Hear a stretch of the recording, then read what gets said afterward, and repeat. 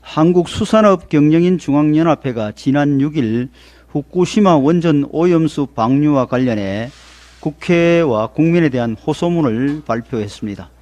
오염수에 대한 과장된 오해와 걱정이 지나쳐 공포가 되지 않도록 해달라며 일부 선동가들의 잘못된 정보와 가짜뉴스는 철저히 가리고 어느 때보다 차분하고 냉정히 대응해 우리 수산업계의 선의의 피해를 막아달라고 호소했습니다. 또한 우리 수산물에 대한 불신이 생기는 일이 없도록 해야 한다며 과도한 공포가 우려되고 공포가 우리 수산인들에게 절망이 되지 않도록 지혜롭고 현명한 국민들의 도움을 요청드린다고도 했습니다.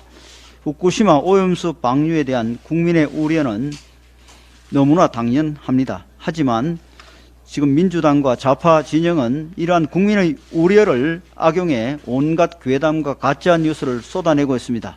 이는 반일 감정을 조장하고 정부를 뒤흔들려는 목적 외에 아무것도 아닙니다.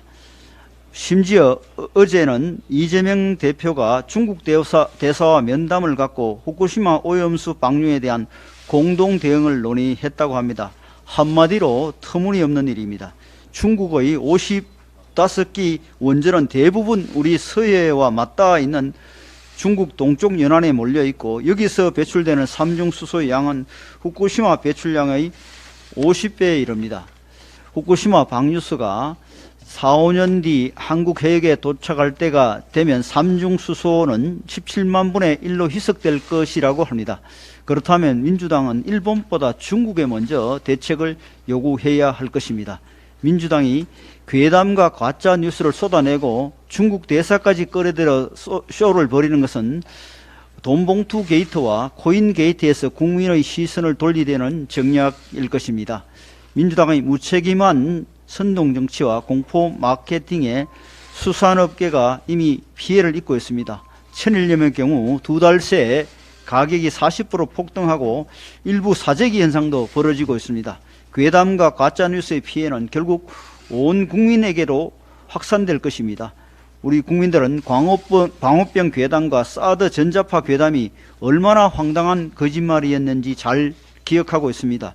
그로 인한 정치적, 사회적 혼란의 비용은 가늠할 수도 없습니다. 국민의 생명과 건강이 걸린 중대한 문제를 민주당이 계속 당리당략에 이용하려 한다면 우리 국민이 용서하지 않을 것입니다. 또한 정부는 후쿠시마 인근 수산물을 수입하지 않는다는 방침을 굳건히 지킬 것이고 수산물 방사능 검역은 더욱 철저히 할 것입니다.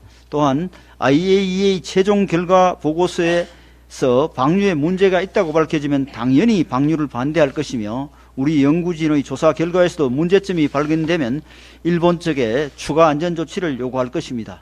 이후에도 방류수의 오염 농도가 일본이 공언한 것과 다르다는 것이 확인될 경우 방류의 즉각 중지를 요구할 것입니다.